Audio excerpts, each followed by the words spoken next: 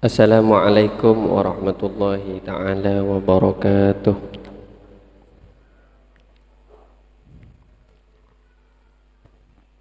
Bismillahirrahmanirrahim. Alhamdulillahi rabbil alamin. Wassalatu wassalamu ala ashrafil anbiya'i wal mursalin Sayyidina wa habibina wa syafi'ina maulana Muhammad wa ala alihi wa sahbihi ajma'in, amma ba'd. Qala rabbi shrah li sadri wa yassir li amri wahlul 'uqdatam min lisani yafqahu qawli waj'al li waziran min ahli. Shadaqallahul azim. Marilah kita mulai majelis kita dengan pembacaan suratul Fatihah ila hadratin Nabil Mustafa Sayyidina wa habibina wa syafi'ina maulana Muhammad wa ila arwahi abaihi wa ikhwanihi minal anbiya mursalin wa ila arwahi ahli baitihi wa ashabihi wa tabi'in wa tabi'ahim ila yaumiddin, khususan ila khulafaihi ar-rasyidin Abi Bakar wa Umar wa Uthman wa Ali wa ila arwahi al-a'immatil mujtahidin wal ulama wal amilin wa syuhada wa salihin, khususan al-imam Jalaluddin al-Mahalli wal imam Jalaluddin as-Suyuti wal imam Ibnu Katsir wa Syekh Muhammad Ali As-Sabuni wa jami'i masyayikhina wa ulama'ina wa asatidina muallimina syai'un lillahi lana wa lahumul Fatiha.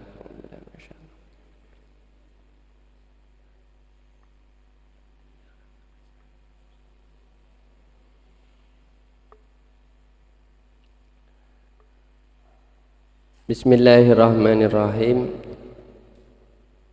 Mari dibuka surat Luqman, surah Luqman, melanjutkan atau menyelesaikan dari kajian-kajian yang sebelumnya, yaitu juz 21 surat yang ke-31. Juz 21 surat 31 surah Luqman.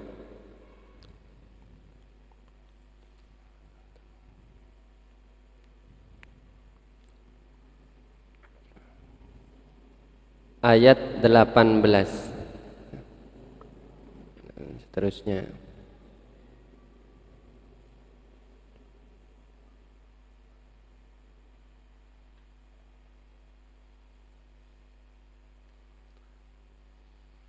Bisa mengikuti bacaan saya.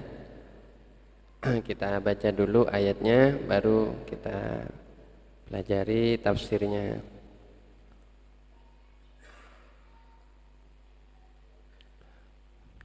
A'udzu billahi minasy syaithanir rajim.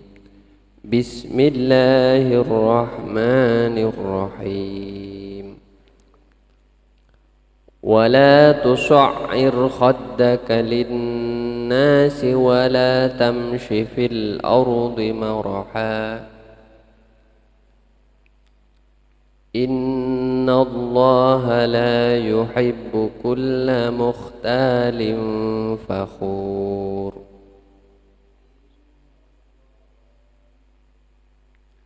Waqsid fi mashyika waghdud min sawtik.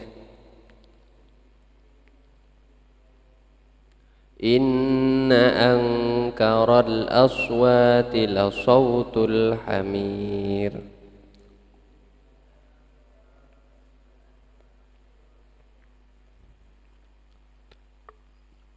Alam tarau anna Allah sakhkhara lakum ma fis samawati wa ma fil ard.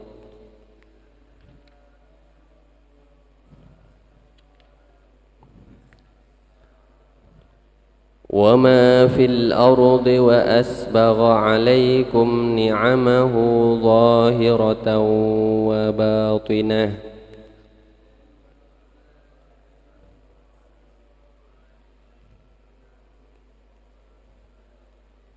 Wa minan nasi man yujadilu fillahi bighairi ilmin wala hudan wala kitabim munir.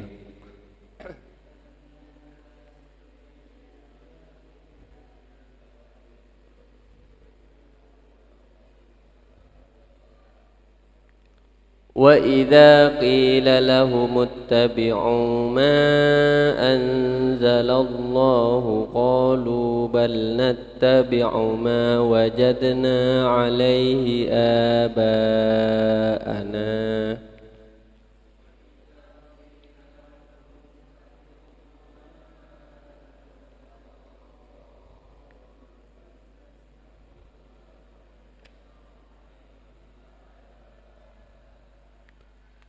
أولو كان الشيطان يدعوهم إلى عذاب السعير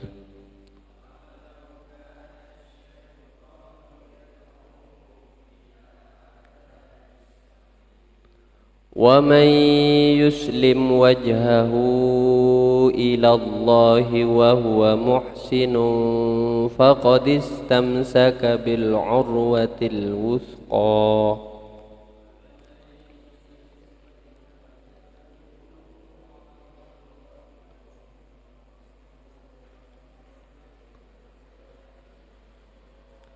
وإلى الله عاقبة الأمور ومن كفر فلا يحزنك كفره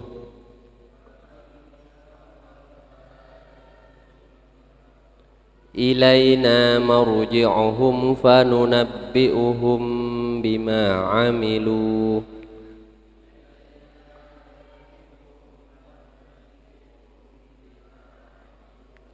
إن الله عليم بذات الصدور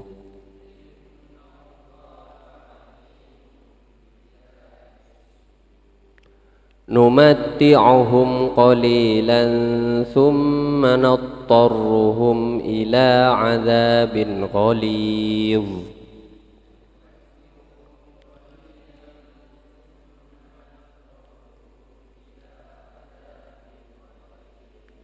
ولئن سألتهم من خلق السماوات والأرض ليقولن الله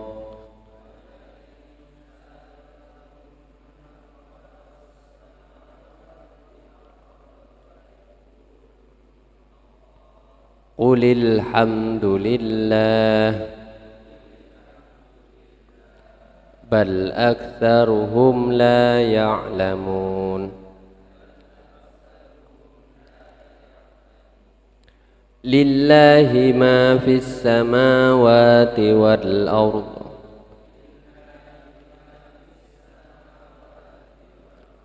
إن الله هو الغني الحميد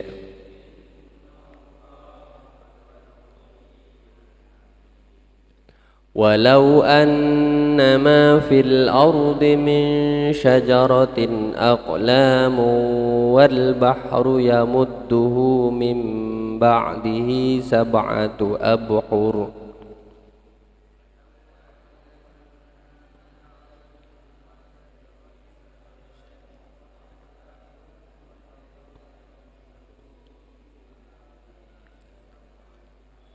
ولو أن ما في الأرض من شجرة أقلام والبحر يمده من بعده 7 أبحر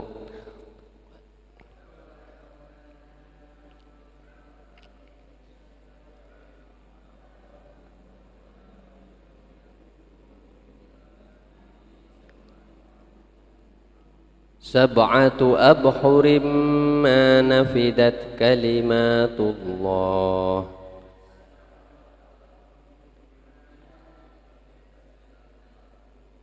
إن الله عزيز حكيم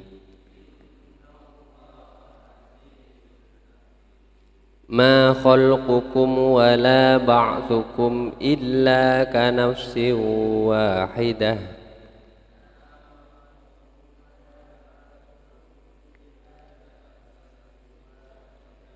إن الله سميع بصير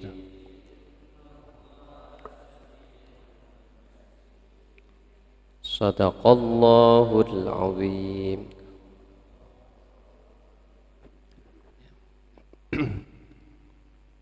Ya, bismillahirrahmanirrahim.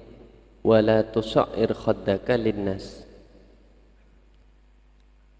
Dan janganlah engkau memalingkan pipimu ya,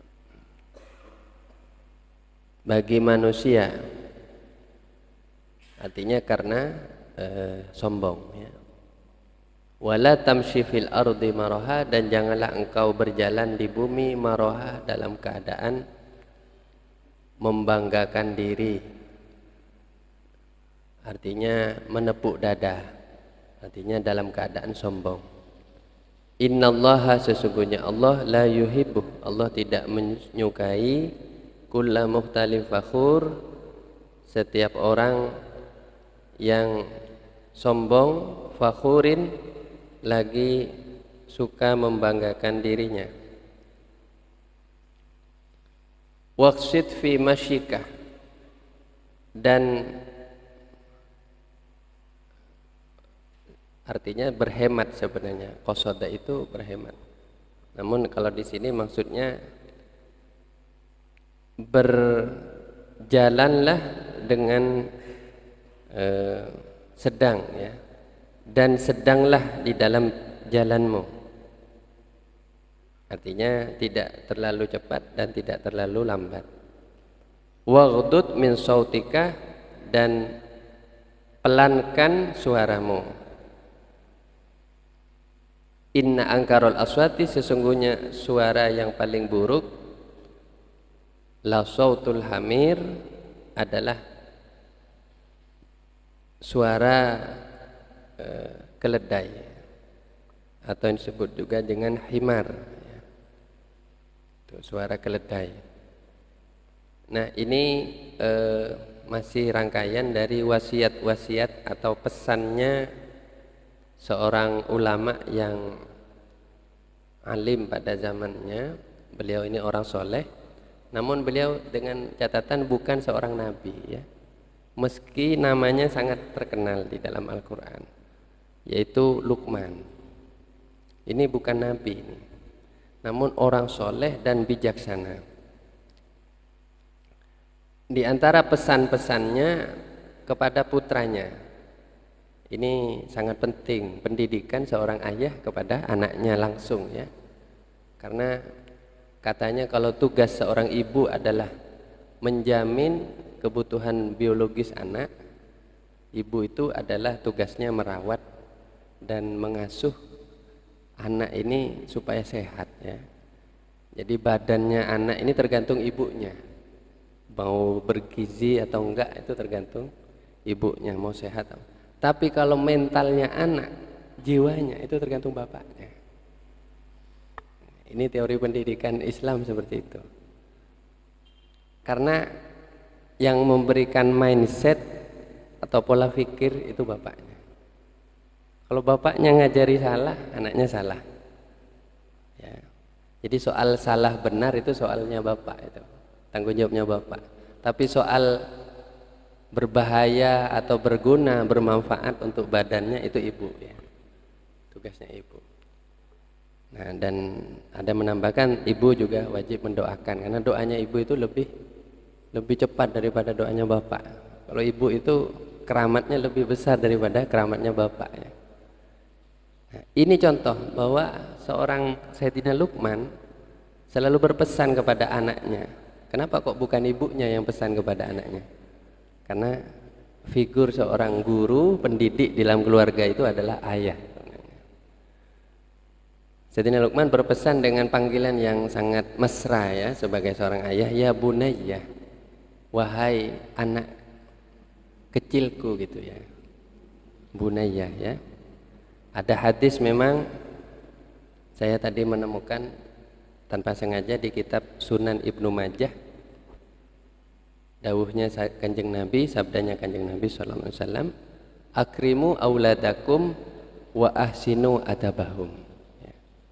Muliakanlah, angkatlah derajat anak-anakmu dan perbaikilah akhlak mereka. Ini perintah Nabi ya. Jadi memang ini perintah Nabi kepada siapa? Kepada laki-laki. Makanya kaum laki-laki, bapak-bapak harus punya kepedulian kepada masalah anaknya, pendidikan anaknya. Di antara pesannya dari yang kemarin-kemarin, ini ada lanjutannya. Pertama soal wala tusair khaddaka linnas ya. Jangan suka melengos. Hati-hati, jangan suka melengos katanya.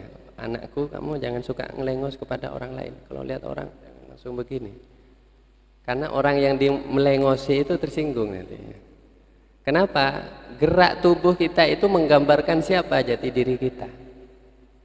Kalau kita sering nunduk-nunduk begini, mungkin itu tanda-tanda orang tawadhu gitu ya. Orang yang suka merendahkan diri. Sebaliknya, kalau jalannya sudah begini, dadanya dibusungkan itu, termasuk pipinya itu sering melengos-melengos kanan kiri begini, ini tandanya orang sombong. Jadi jangan suka melengoskan pipinya pada manusia. Ya.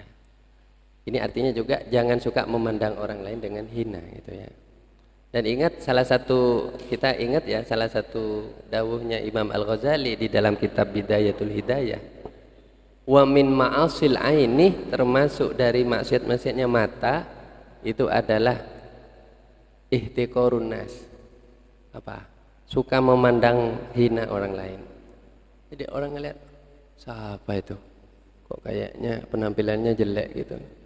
Itu sudah dosa besar itu. Melihat gitu saja itu dosa, walaupun nggak ngomong gitu ya. Tapi memandang dengan hina, pandangan sinis, pandangan ketus itu dosa. Makanya mending kalau kita takut terjatuh dalam dosa seperti itu, mending jangan ngelihat gitu. Ya. Ini paling banyak dosa kemarin selama Piala Dunia ini. Kenapa? Karena kalau ada pemain kulit hitam pasti dilihat. Itu dosa itu, melihat dengan penghinaan itu ya. Jadi termasuk antara lain gerak tubuh kita melengosnya. Pesan yang kedua, jangan berjalan di muka bumi ini dengan maroha. Maroha ini dengan sombong ya, dengan sombong. Ya ini juga gerak badan. Sesungguhnya Allah tidak menyukai golongan setiap orang yang sombong dan suka membanggakan diri. Ada satu doa Nabi ya, khususnya bagi orang yang sedang berjalan ke tempat-tempat kebaikan. Karena terkadang orang kalau berjalan ke tempat kebaikan itu dengan perasaan mukhtalin fakhur. Saya yang bisa seperti ini gitu. Contohnya ini doa ini dibaca kalau orang mau pergi ke masjid. Coba bayangkan, orang pergi ke masjid saja harus berdoa minta dilindungi dari sifat sombong. Begini doanya kira-kira. Allahumma inni lam akhruj asharon wala bataron wala riyaan wala sum'atan bal kharajtu ittiqa asakhatika wa ibtigha mardatik. Ya Allah, saya keluar dari rumah ini tidak dalam keadaan sombong, tidak dalam keadaan membanggakan diri saya, tidak dalam keadaan riya, dan tidak dalam keadaan sum'ah supaya saya diomongin tetangga. Terkadang kita kan kalau jalan ke tempat kebaikan, misalnya mau ke masjid atau ya termasuk ini kalau orang mau perjalanan juga, misalnya mau berangkat haji, umroh atau itu kan tampak beda gitu ya. Nah itu ada kadang menyelinap perasaan, wah saya memang biasa ke masjid, saya memang ahli masjid, saya beda dengan yang itu yang jarang ke masjid. Lah perasaan inilah yang bisa membuat amal kita itu sia-sia gitu ya. Meski kita berjalan ke tempat-tempat kebaikan. Ini ya pesannya Sayyidina Luqman, jangan berjalan di bumi ini dengan sombong dan membanggakan dirinya. Tapi apa kita berjalan itu harus dengan perasaan takut ya. Takut dan penuh kerendahan hati. Dan mengenai masalah cara berjalan, ini ada nasihat juga. Dalam berjalan itu waqsid fi masyik. Artinya sedang-sedanglah ketika berjalan. Berjalan yang baik itu tidak terlalu cepat, tidak terlalu lambat. Jadi bagaimana? Kalau terlalu lambat, ya tidak sampai-sampai. Kalau terlalu cepat juga terkesan terburu-buru. Nah, termasuk kalaupun kita mengejar sholat ya, itu dimakruhkan kita berjalan terburu-buru hanya untuk mengejar shaf pertama atau takbiratul ihram. Sabda Nabi, kalau engkau berjalan, berjalanlah menuju sholat dengan santai ya, dengan sewajarnya. Namun ketika sudah sampai apa yang rakaat yang mampu dicapai, itulah, dan sisanya sempurnakan. Jadi makanya kalau ibadah itu memang jangan sampai bikin ngos-ngosan. Kan ada ayatnya, wa idzat ma'nantum faqimus shalah. Kalau sudah tenang barulah sholat. Dengan keadaan sholat keringetan, nafasnya ngos-ngosan gitu. Terus lagi nggak enak gitu ya, langsung sholat. Nah itu maka kurang bisa maksimal sholatnya ya. Bisa-bisa malah ditolak oleh Allah sholatnya ya, karena tidak khusyuk itu. Jadi berjalan yang sedang-sedang ya. Waghdud min sautika, dan pelankanlah suaramu. Ini ada satu perumpamaan, suara yang paling jelek itu adalah suara himar, suara itu keledai. Nah, artinya jangan sampai kita itu suka bersuara seperti suaranya keledai yang suka urakan gitu ya, suka teriak-teriak ya. Dan suaranya itu tidak enak didengar. Nah ini termasuk akhlak-akhlak kenabian yang sangat tinggi. Saya ingin mengutip beberapa pesannya Sayyidina Luqman juga yang ditemukan keterangannya dalam sebuah hadis, bahwa Sayyidina Luqman ini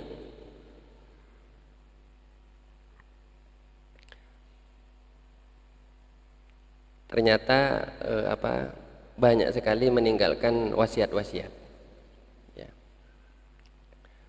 Ini ada pesan juga di dalam hadis Nabi SAW, diriwayatkan oleh Imam Ibnu Katsir. Sesungguhnya Luqman Al-Hakim pernah mengatakan ya, innallaha idzastudi'a syai'an hafidhahu. Ini antara lain pesannya Luqman ya. Kita belajar ngaji pengajian-pengajiannya Sayyidina Luqman, pesan-pesannya kepada jamaah atau kepada keluarganya. Beliau pernah berpesan begini, sesungguhnya Allah, jika Allah dititipi sesuatu maka Allah akan menjaganya. Ini pesannya Sayyidina Luqman, innallaha idzastudi'a syai'an hafidhahu. Ini keimanannya Sayyidina Luqman tergambar ya, bahwa beliau ini seorang yang sangat yakin kepada Allah ya. Makanya mari kita itu kalau kita sedang keluar rumah, titipkan dulu anak kita dan keluarga kita kepada Allah ya. Caranya bagaimana? Ya Allah, saya nitip. Kalau dalam doa safar itu kan ada doa, Allahumma antas shahibu fis safar wa antal khalifatu fil ahli wal mal wal walad. Ya Allah, Engkau adalah teman perjalananku dan Engkau adalah yang mewakili aku dalam mengurus keluarga, anak-anak dan hartaku gitu. Jadi apa yang kita tinggalkan jangan lupa dititipkan kepada Allah ya. Karena seringkali kita itu merasa aman, karena rumahnya ada CCTV, rumahnya ada satpam, rumahnya pagarnya tinggi. Kita merasa aman. Tidak aman, tidak terjadi apa-apa. Loh, ketika saat itulah Allah akan menguji dengan sesuatu. Tiba-tiba ada orang nyelonong, tiba-tiba ada kejadian yang tidak kita inginkan. Naudzubillah ya. Maka meski dalam hal yang sederhana kita keluar, jangan lupa kita titipkan apa yang kita tinggalkan kepada Allah. Ini pesannya Sayyidina Luqman. Terus ini juga ada pesannya Luqman melalui riwayat yang lain ya. Wahai anakku, sesungguhnya termasuk kebijaksanaan itu adalah innal hikmata ajlastal masakin majalisal muluk. Wow, ini. Engkau mendudukkan orang-orang miskin seperti duduknya para raja. Jadi orang kalau sudah seperti ini kan hebat ya. Jadi mendudukkan orang-orang miskin itu seperti duduknya para raja. Artinya memuliakan orang miskin. Ini pesannya juga Sayyidina Luqman. Dalam pesan yang lain saya juga membacakan ini, saya ambil dari kitab tafsir yang lain namanya tafsir Ibnu Katsir. Luqman berkata kepada putranya, wahai anakku ya, saya langsung terjemah saja. Jika engkau mendatangi suatu kaum, maka ucapkanlah salam. Ya. Kemudian duduklah di pinggir mereka. Ini pesannya kepada anak. Jadi kalau sampean datang ke satu orang atau beberapa orang, jangan lupa mengucapkan salam. Kemudian duduk di dekat mereka. Dan janganlah engkau berbicara sampai mereka berbicara.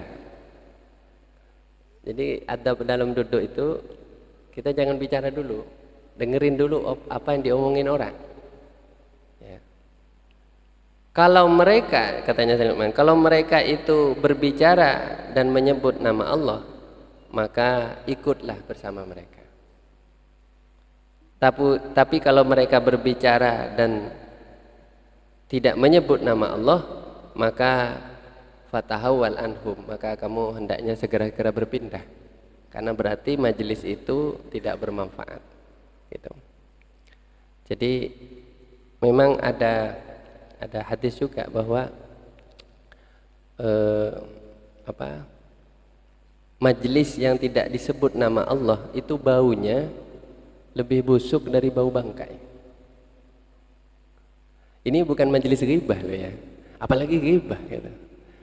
Tidak disebut nama Allah saja. Artinya tidak ada pembukaan bismillahnya, tidak ditutup dengan alhamdulillah atau doa, atau mungkin sekurangnya ya nasihat-nasihat yang menyebut Allah, menyebut ayat Allah, ayat Al-Quran, hadis atau pesan-pesan yang baik. Artinya ya guyon begini. Ini baunya katanya itu lebih bau daripada bangkai. Coba bayangkan, betapa banyak majelis kayak gitu.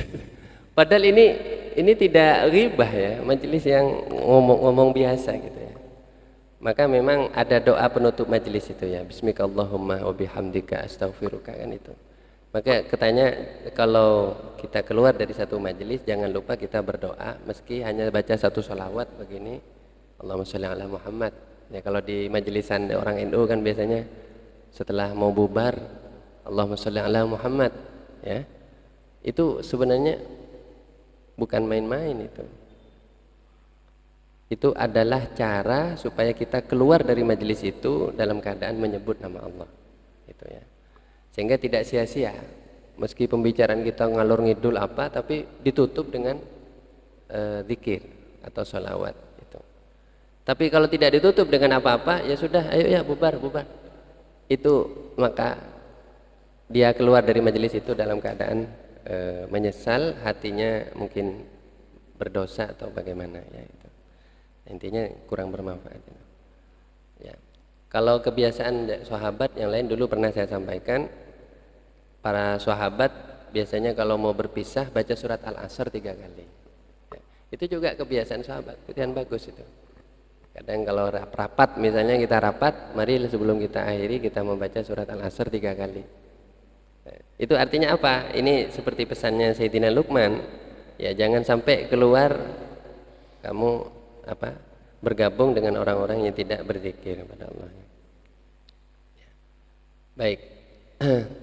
Sabda Nabi ya, ada 3 orang kulit hitam yang menjadi pemimpin ahli surga. Luqman Al-Hakim, kemudian Najasyi, Raja Najasyi itu yang pernah menyambut para sahabat waktu hijrah ke Ethiopia itu masuk surga itu. Karena suatu saat Najasyi waktu meninggal, ini orang kulit hitam, tapi Nabi sangat menghormati. Nah, walaupun Nabi belum pernah ketemu sama Najasyi ini. Waktu Najasyi ini beritanya dia meninggal dunia, Nabi itu langsung keluar sholat gaib untuknya. Jadi ini termasuk orang yang berjasa bagi Islam. Raja Najasyi yang dulu pernah menjadi tempat hijrahnya para sahabat waktu sahabat-sahabat itu disiksa di Mekah ya. Dan yang terakhir adalah Bilal, yaitu Sayyidina Bilal al-Muadzin ya. Sampai di Masjid Nabawi itu ada satu pintu khusus namanya Sayyidina Bilal, Babu Bilal. Itu luar biasa peran Sayyidina Bilal. Kenapa? Karena Sayyidina Bilal ini dijamin surga oleh Allah, oleh Rasulullah SAW ya. Baik itu ya. Dan mengenai masalah ketawaduan, ini ada hadis juga sedikit tambahan. Saya akan bacakan hadis yang ini mungkin sangat perlu di zaman sekarang biar kita itu peka ya membaca orang lain gitu ya.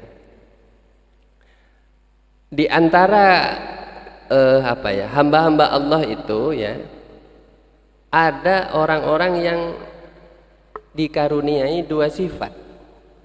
Mereka bukan hanya tawadhu. Tawadhu itu kan artinya rendah hati, tidak merasa memiliki kelebihan dibandingkan orang lain.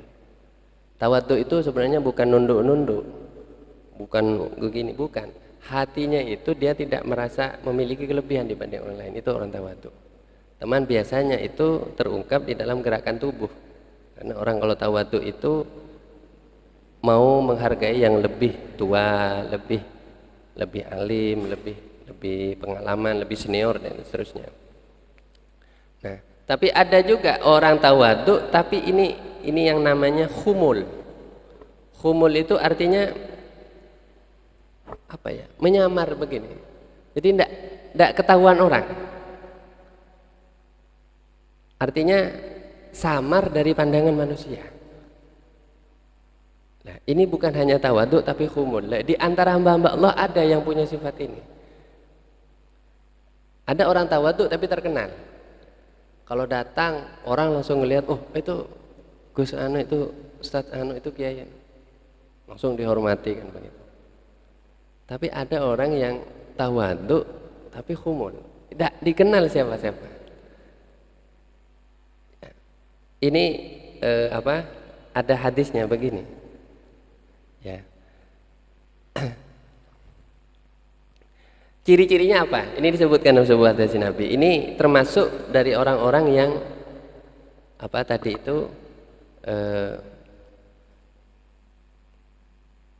dicintai Allah, berlawanan dengan orang-orang yang mukhtalin fakhur ya, yang sombong. Sabda Nabi, tubalil atqiya al-athriya alladzina idza hadaru lam yu'rafu wa idza ghabu lam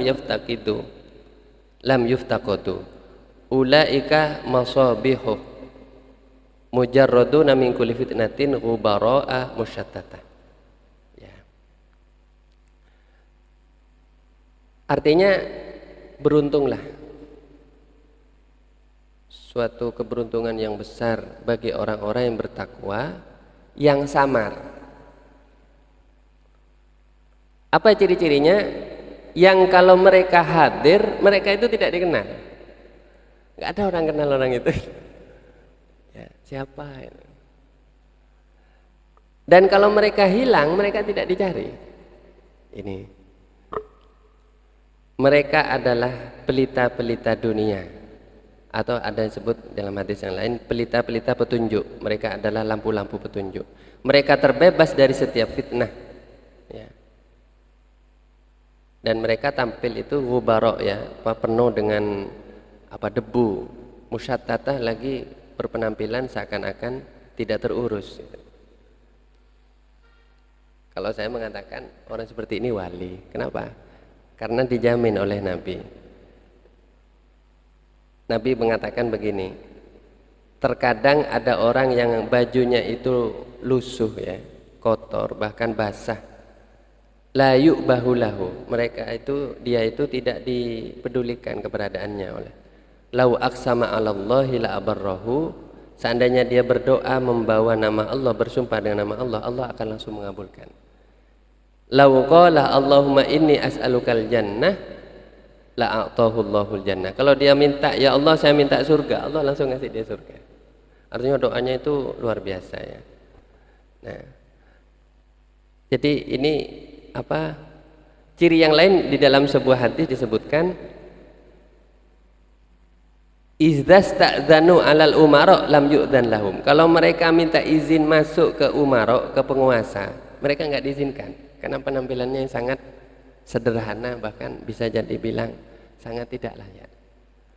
Wa idza khatabun nisa lam yunkahu. Kalau mereka melamar perempuan tidak ada yang mau. Wa idza qalu lam yunsat lahum. Kalau mereka mengatakan sesuatu tidak ada orang mau mendengar mereka. Nah, tapi apa? Mereka itu disebutkan inna min mulukil jannah. Mereka termasuk dari raja-raja surga. Jadi ini di akhir zaman orang seperti ini banyak. Hati-hati kalau ketemu orang seperti ini. Ini ada orang bertakwa tapi Allah samarkan dengan penampilan yang sangat tidak terurus ya. Bahkan bisa jadi orang seperti ini sering diusir orang gitu ya, sering dicaci orang, dimaki orang. Tapi kalau dia berdoa maka tidak ada lagi penghalang antara dia dan Allah, langsung Allah kabulkan doanya. Nah, kalau ketemu orang seperti ini, saran saya minta doa. Ya siapapun itu, terutama ciri-cirinya tidak dikenal, tidak ada orang peduli, tidak ada orang. Ya.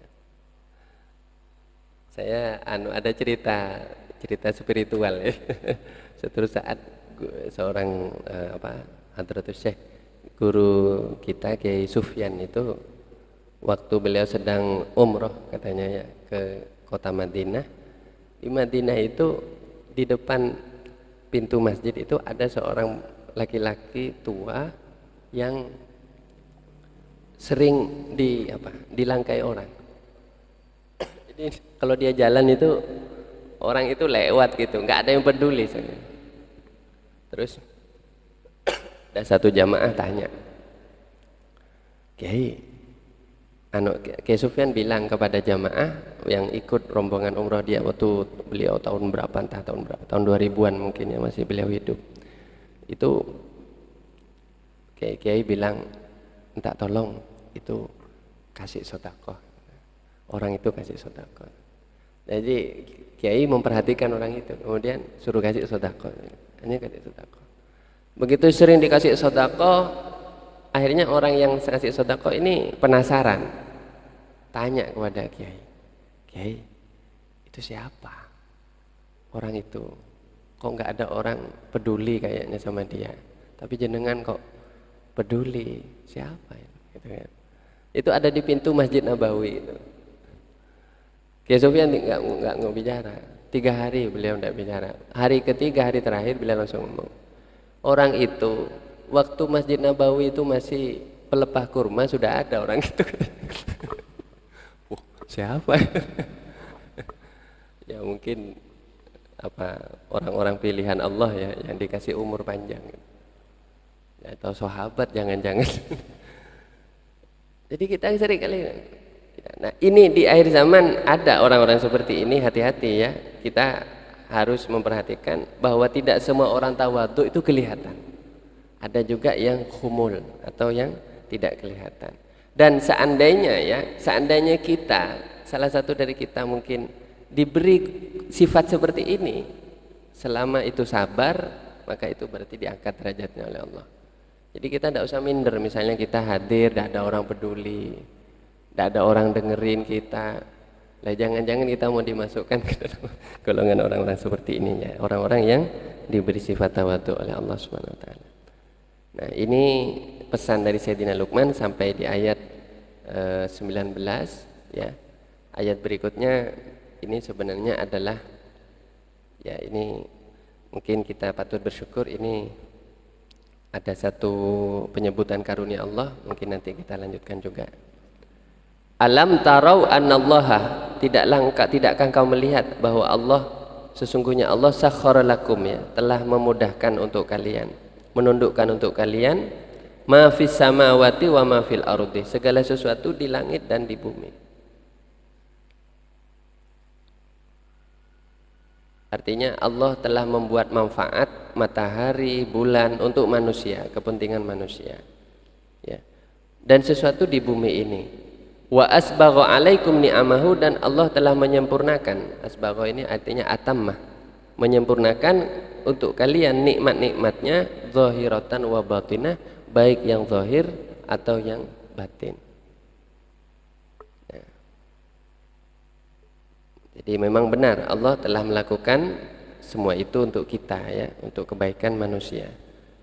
Namun wa minan nasi, dan di antara manusia, man yujadilu fillah, ada orang yang berdebat tentang Allah bi ghairi ilmin wala huda, tanpa ilmu dan tanpa petunjuk, wala kitabin munir, dan tanpa kitab yang memberi keterangan, artinya Al-Qur'an.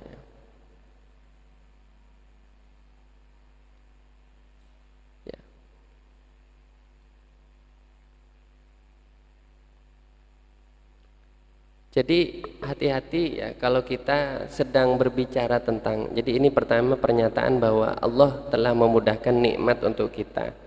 Langit dan bumi Allah mudahkan untuk kita. Ya, buktinya sekarang itu pesawat bisa terbang, ya.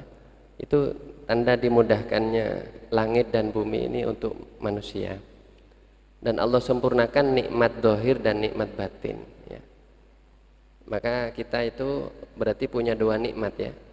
Ada nikmat zahir seperti mendengar, melihat dan sehat, ya. Dan nikmat batin itu seperti punya hati, punya akal, punya ilmu, punya iman, lebih-lebih itu nikmat batin. Ini semua adalah bagian dari karunia Allah. Namun hati-hati, janganlah kita masuk golongan orang yang suka berdebat, berbicara tentang Allah tanpa ada ilmu, tanpa ada petunjuk, lebih-lebih tanpa punya dalil Al-Quran yang memadai. Maka ini dilarang, ya, memang. Jadi kalau kita mau berbicara tentang perkara ketuhanan, harus berdasarkan ilmu dan Al-Quran, ya. Ilmu itu ya dari Al-Quran, ya. Harus punya ilmu yang memadai dan harus memperoleh petunjuk terlebih dulu, ya. Tidak bisa membicara dari ini. Ini ada satu hadis kejadian, suatu saat ada orang Yahudi bertanya kepada Nabi Muhammad. Wah, berani sekali dia mengatakan, "Wahai Muhammad, coba beritahu saya tentang Tuhanmu. Dari mana Tuhanmu itu datang?" Tiba-tiba muncul suara yang sangat nyaring, dan suara ini langsung menewaskan si Yahudi tadi. Jadi kalau ngomong tentang Allah, ya, berbicara tentang perkara ketuhanan sembrono, tidak hati-hati lisan kita, maka saat itu juga bisa diazab oleh Allah, ya. Naudzubillah. Ya, setidaknya bisa kita memperoleh peringatan yang sangat keras. Naudzubillah. Jadi ini pernah kejadian, sampai Yahudi itu hanya tewas saat itu juga, hanya karena mengatakan, "Aku kok penasaran, Tuhanmu itu dari mana sih asalnya?"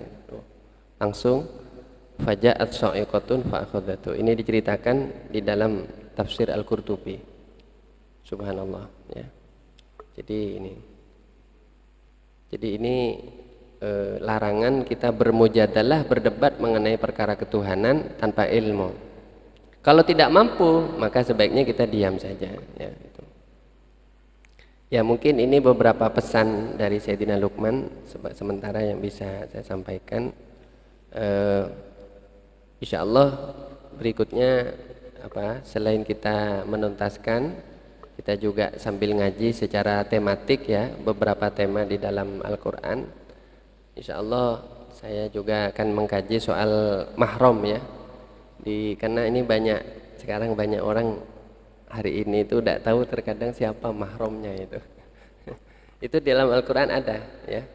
Di surat An-Nur, ya, di surat-surat yang lain siapa mahram kita itu. Batasan orang yang disebut mahram dan yang bukan mahram ya. Nah itu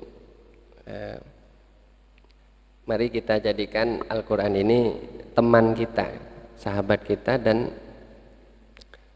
sumber ilmu bagi kita ya. Ya kita pelajari dari masalah akhlak ya, keimanan, akhlak, termasuk juga hukum. Nah, yang hukum ini belum banyak selama ini masih. Insyaallah di kesempatan berikutnya insyaallah. Demikian wallahu a'lam bishawab. Mungkin langsung pada tanya jawab kalau ada, kalau tidak ada bisa ditutup.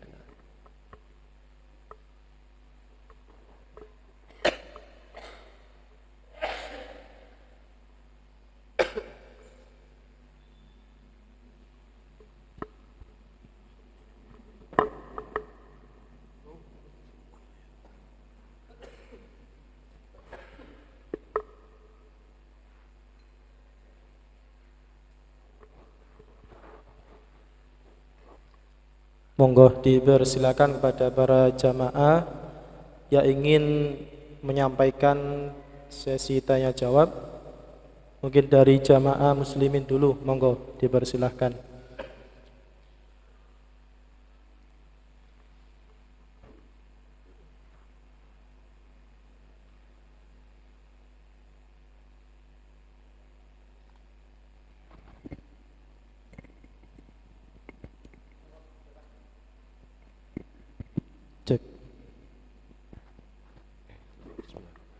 Assalamualaikum warahmatullahi wabarakatuh. Ada 2 pertanyaan, Gus. Yang pertama,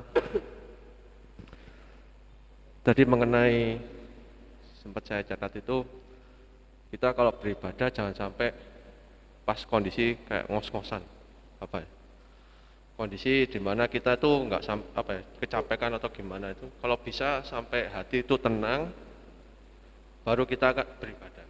Nah, baru kita sholat. Okay. Nah, pertanyaannya adalah sampai kapan, Gus? Apakah benar-benar kita nggak ngos-ngosan sampai benar-benar nggak capek baru beribadah, kemudian kita sholat, ataukah kita kayaknya nunggu sampai benar-benar kita nggak capek kemudian kita beribadah, tapi padahal itu sudah melewatkan waktu sholat, misalnya seperti itu. Apakah seperti itu, ataukah akhirnya kita sampai mengorbankan waktu sholat itu sendiri gitu, lewati gitu. Itu yang pertama. Soalnya kan kita sering kadang itu ada orang benar-benar kecapean, ya akhirnya tak tidur dulu aja, tapi kelewat akhirnya. Kayak gitu loh ya, seperti gitulah. Itu yang pertama. Yang kedua, saya juga mau bertanya masalah menjelaskan masalah tadi yang terakhir itu kan keilmuan membahas masalah ketuhanan harus didasarkan dengan keilmuan dan agama. Nah, sedangkan di sekitar kita ini banyak populer sekali ceritanya Abu Nawas, di mana dia sering didebat untuk menjelaskan masalah keimanan itu dengan logika, gitu, tanpa membawa ayat seperti itu. Nah ini apakah hal ini bisa dijadikan rujukan kita juga sama seperti Abu Nawas, sepele untuk menjelaskannya, tapi logikanya masuk mengenai ketuhanan dan ketauhidan itu masuk seperti itu loh. Itu aja, Gus. Terima kasih.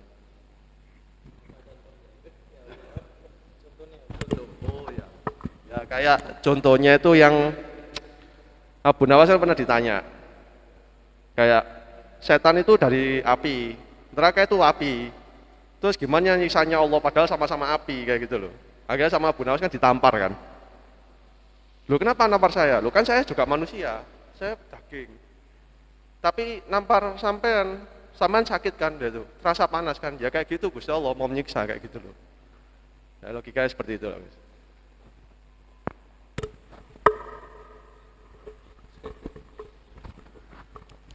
Ya, pertama mengenai masalah ketenangan dalam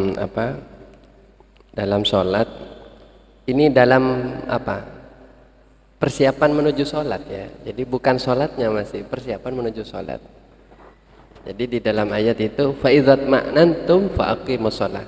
Jika engkau telah tumakninah, maka dirikanlah sholat. Ini prasolat, ini sebelum sholat. Artinya apa? Yang penting kita perhatikan sebelum kita sholat itu apakah sudah dalam keadaan tumakninah. Gitu. Tumakninah itu apa? Ketenangan fisik badan kita dan ketenangan batin kita. Makanya urut-urutannya sebenarnya ketika setelah selesai kita wudhu, kita itu duduk zikir dulu. Sholat sunnah 2 rakaat, kemudian zikir 2 rakaat itu sholat sunnah wudhu ya, baru zikir. Nah setelah zikir itu barulah sholat, dirikan sholat. Nah tapi kita kan sering meloncat ya, setelah wudhu langsung sholat. Akibatnya apa? Sholat kita itu keteteran. Baru rakaat keempat khusyuknya. Ngerasa kalau sholat itu, loh saya lagi sholat. Nah, orang khusyuk itu kan ciri-cirinya dia mendapatkan ketenangan dalam sholat. Tapi kalau sholat pikirannya ke sana, kemari ke sana, mikir ini kok, mikir ini. Yang difikirin bukan ingat kepada Allah. Yang difikirin itu macam-macam lah pokoknya, nggak jelas gitu. Berarti belum khusyuk itu. Sampai khusyuk itu diukur ketika kita merasa kita sedang sholat, dan yang kedua saya ini sedang berhadapan dengan Allah, saya sedang dilihat, didengar oleh Allah. Lalu muncul rasa takut. Saya kok takut? Ya, malu. Terkadang bahkan kita merasa apa? Berdosa. Itu baru khusyuk itu. Itu awal dari khusyuk. Coba kalau dalam sholat tidak ada rasa seperti itu, belum sampai tumakninah, maka bisa dipastikan sholatnya kacau balau. Dan sholat kacau balau itu ya meski sah secara fikih, menggugurkan kewajiban dia, tapi tidak membawa manfaat sedikit pun untuk dia. Dan sholat yang seperti itu ya itu nggak ngefek apa-apa intinya. Makanya begini, saya kemarin nemu makalah dari seorang ulama ya, begini, saya lupa siapa namanya, ulamanya mengatakan itu tahsinul a'mal ahabbu ilallah min iktsaril a'mal min iktsariha. Memperbagus satu perbuatan itu lebih disukai oleh Allah daripada memperbanyaknya. Karena umat Islam itu kadang sekarang ngejar banyaknya gitu. Sholat begini, sholat sunnah, sudah merasa cukup, keluar dari masjid tidak ngefek apa-apa, nggak ada perasaan apa-apa. Karena orang kalau sholatnya benar ya, keluar dari masjid itu dosa-dosanya kan diampuni. Bahkan keluar dari masjid itu hatinya bersih sekali, sampai dari saking bersihnya saatnya dia ada berdoa saat itu langsung dikabul itu. Tapi kalau nggak ngefek itu kan percuma ya salatnya. Nah, kita dianjurkan untuk lebih memperbaiki amal, ini yang susah. Makanya kalau diumpamakan 2 rakaat tapi khusyuk itu masih lebih baik dari sampean sholat. Kita sholat 12 rakaat tapi kacau, amburadul. Nah termasuk dalam keadaan ngantuk misalnya, ya sholat subuh, sering kalau sholat subuh kita ngantuk. Nah, Nabi kalau ngantuk, Nabi juga sama seperti kita secara kemanusiaan. Beliau juga tidur, beliau ngantuk, beliau lapar, beliau sakit. Nabi kalau ngantuk tidur, ya. Tapi beliau lalu bangun, gini. Dan Nabi kalau sakit, beliau tidak meninggalkan qiyamul lailnya, katanya beliau sholat duduk. Artinya apa? Jangan sampai sholat kita itu diganggu oleh hal-hal yang atau terkurangi kualitasnya karena kelemahan fisik kita. Ya bukan cuma ngos-ngosan, bisa ngantuk, bisa sedang lapar. Orang kalau lapar makruh malah sholat. Hendaknya dia makan dulu sampai tidak kepikiran makanan. Nah, ini kalau di bulan Ramadan teman nanti lihat ya. Buka dulu, padahal masih keroncongan itu, makruh itu. Tapi kan sholat di awal waktu, iya memang awal waktu. Cuman dia kepikiran kemana-mana, ke makanan. Kalau memang dia sangat lapar, sampai melilit sekali perutnya kan, mending dia makan dulu 1 piring baru sholat. Ya. Tapi kalau kita kuat, lebih dianjurkan sholat duluan. Jangan masih sibuk dengan makanan. Gitu. Ya. Ya mungkin kalau kurma 3 kurma cukup itu. Agak sudah lumayan, agak berisi kan. Tapi intinya jangan sampai sholat dalam keadaan kita ini sedang tidak fokus, ya, lapar, sedang ngantuk. Tapi bukan berarti kita harus menunggu sampai sempurna, karena waktu sangat cepat. Ya. Meski kita tidak begitu ideal, kalau sudah masuk waktu, ya dan waktunya lebih-lebih mepet, wajib sholat saat itu juga. Mau lapar, mau ngantuk, tak wajib sholat. Gitu. Jadi bukan berarti kemudian saya masih ngantuk tidur dulu lah, padahal subuh sudah. Subuh waktunya cuma pendek 1 jaman ya subuh itu. Setelah itu sudah terbit matahari ya berdosa 2 kali kita. Ya. Itu artinya syarat kekhusyuan itu diutamakan supaya kita persiapan di dalam menuju sholat. Dan yang kedua mengenai masalah berbicara tentang perkara ketuhanan, ya termasuk dari ilmu itu yang dengan akal. Ya. Karena orang tidak mungkin bisa berhujjah berargumen dengan akal kalau dia tidak punya ilmu. Orang kayak Abu Nuwas itu konon dia hidup sezaman dengan Imam Syafi'i. Ketika Abu Nuwas itu terkenal, banyak orang membicarakan dia karena kenyelenehannya. Imam Syafi'i tidak tertarik sama sekali katanya. Imam Muhammad bin Idris Asy-Syafi'i itu pendiri mazhab Syafi'i.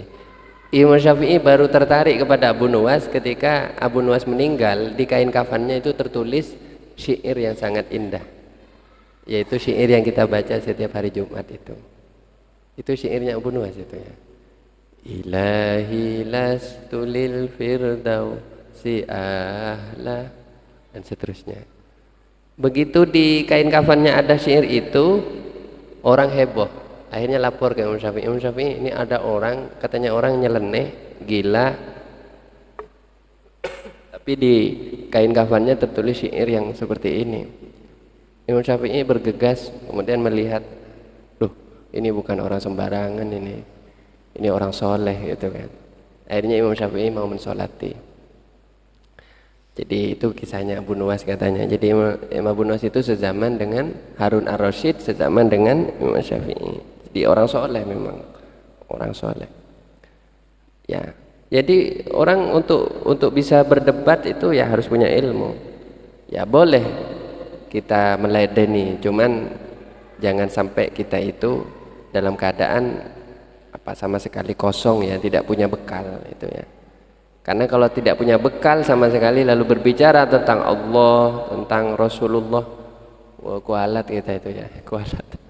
Jadi mending kita diam saja, sudah menyimak dulu, ikut pengajian, ikut belajar dulu ya.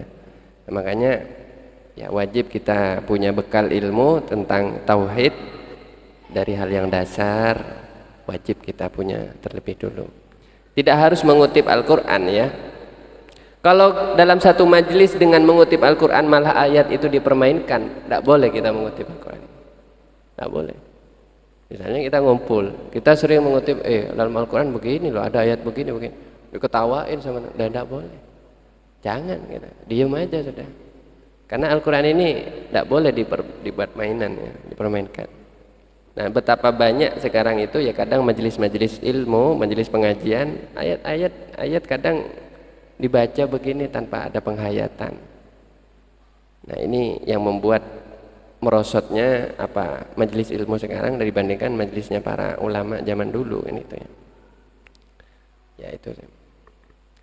Ya itu mungkin dulu ya. Ada lagi sampean? Kalau karena tidak ada dari insyaallah sudah tidak ada lagi ya. Mari kita tutup dengan doa khatmil Quran. Bismillahirrahmanirrahim. Allahumma arhamna bil Quran waj'alhu lana imaman wa nuran wa hudan wa rahmah. Allahumma dhakkirna minhu ma unsina wa 'allimna minhu ma jahilna warzuqna tilawatahu ana al-laili wa atrafan nahar waj'alhu lana hujjatan ya rabbal alamin. Allah ya rabbal alamin. Bismillahirrahmanirrahim. Alhamdulillahirabbil alamin. Hamdan yuafi ni'amahu wa yukafi mazidah. Ya rabbana lakal hamdu kama yanbaghi li jalali wajhikal karim wa 'azimi sultanik. Allahumma shalli ala sayidina Muhammadin wa ala ali sayidina Muhammad kama shallaita ala sayidina Ibrahim wa ala ali sayidina Ibrahim wa barik ala sayidina Muhammad wa ala ali sayidina Muhammad kama barakta ala sayidina Ibrahim wa ala ali sayidina Ibrahim fil alamin innaka Hamidum Majid. Allahumma inna nastahfizuka wa nastaudi'uka adyanana wa anfusana wa abdanana wa ahwalan wa ahlana wa auladana wa amwalana wa kulla syai'in a'taitana. Allahumma ij'alna wa iyyahum fi kanafika wa amanika wa iyadika min kulli syaitanin marid wa jabbarin anid wa dhi ainin wa dhi baghin wa dhi sihrin wa dhi hasadin wa min syarri kulli dhi syarrin innaka ala kulli syai'in qadir. Allahumma inna nas'aluka al-afwa wal afiyah wal mu'afata fi dinina wa dunyana wa akhiratina birahmatika ya arhamar rahimin. Allahumma inna nastaudi'uka ma 'allamtana fardudhu ilaina inda hajatina ilaih wa la tunsinahu ya rabbal alamin. Allahumma arhamna bil Qur'an waj'alhu lana wa li ahlina wa li auladina wa li dhurriyyatina wa li ikhwanina wa li ashabina wa li ahbabina wa li jama'atina ya imaman wa nuran wa hudan wa rahmah waj'alhu lana wa li ahlina wa li auladina wa li ahbabina hujjatan ya rabbal alamin wa la taj'al alaina hujjah wa la taj'alha alaina hujjah birahmatika ya arhamar rahimin. Allahumma ja'alil qur'ana rabi'a qulubina wa nura sudurina wa jilaa huznina wa shifaa amradina birahmatika ya arhamar rahimin. Rabbana hab lana min azwajina wa dhurriyyatina qurrata a'yun waj'alna lil muttaqina imama. Rabbana hab lana min ladunka rahmah innaka antal wahhab. Rabbana atina fid dunya hasanah wa fil akhirati hasanah wa qina adzabannar wa adkhilnal jannata ma'al abrar ya aziz ya ghaffar. Rabbana wa sallallahu ala sayidina Muhammad wa ala alihi wa sahbihi wa sallam warzuqna kamalal mutaba'ati lahu zahiran wa batinan fi khairin wa lutfin wa afiyah wa salamun alal mursalin walhamdulillahi rabbil alamin. Subhana rabbika rabbil izzati amma yasifun wa salamun alal mursalin walhamdulillahi rabbil alamin. Rabbana taqabbal minna ya Allah bisirril Fatihah. A'udzu billahi minasyaitonir rajim. Bismillahirrahmanirrahim. Alhamdulillahi rabbil alamin. Dan Allah yakum ajma'in. Assalamualaikum warahmatullahi wabarakatuh.